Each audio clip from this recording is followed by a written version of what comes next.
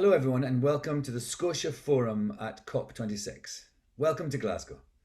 My name is Alan Cumming and I am proud and honoured to have this opportunity to welcome you to my home country of Scotland.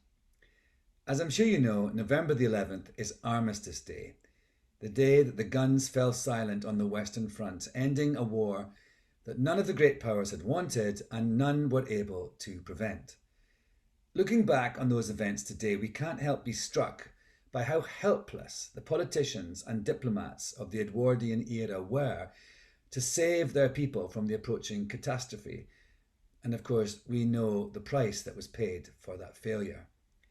It's not, I think, too far-fetched to draw an analogy with the situation we find ourselves in today. The scientific evidence is clear. The effect of unchecked climate change on the Earth's physical systems is going to subject societies to unprecedented stresses. Rivers and lakes will dry up. Permafrost will melt. Sea levels will rise. Famine is all but certain.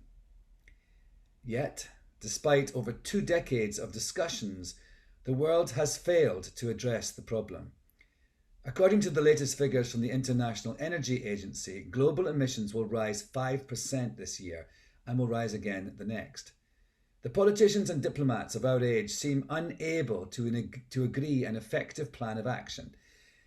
There may be an abundance of political will, but the debate is plagued by a lack of creativity and perhaps an element of groupthink.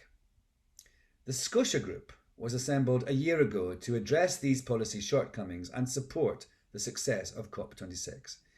I am proud to be a part of this group of 100 of the globe's most distinguished thinkers in the fields of science, diplomacy, law, mediation, politics, and art, all working to provide the advice that our leaders seem so badly to need.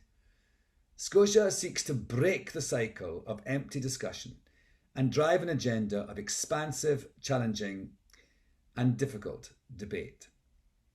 The Scotia Forum on the 11th of November, the day before the end of negotiations at COP, will feature presentations from some of the group's most prominent members who will highlight what has been achieved through the Scotia process over the past year and give our view of the changes that governments must implement if an energy transition is to be made by 2030 and the world is to become net zero by 2050.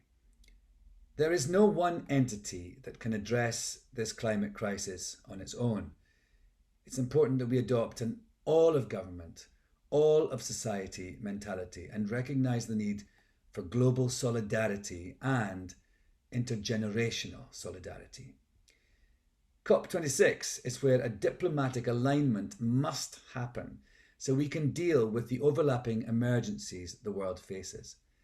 To avoid a climate tragedy, we need the political will to accept science, to cooperate in new ways and make tough decisions together.